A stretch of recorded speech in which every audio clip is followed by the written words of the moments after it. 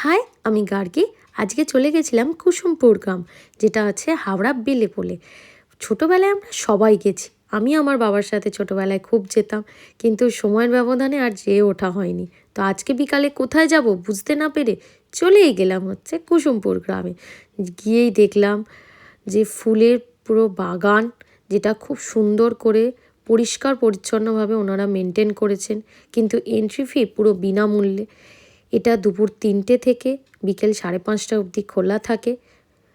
আর গিয়ে একটুখানি evening walk সেরে আসা যায়, এবং বাচ্চাদেরও যদি নিয়ে যেতে চান নিয়ে যেতে পারেন।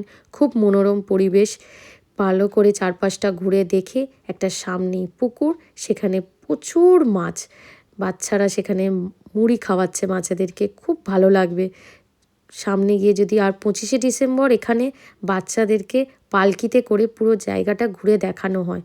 যদি কারো মনে হয় কোনো দিন বিকেলে কোথায় যাবেন, চলে ঘুরে আসতে পারেন।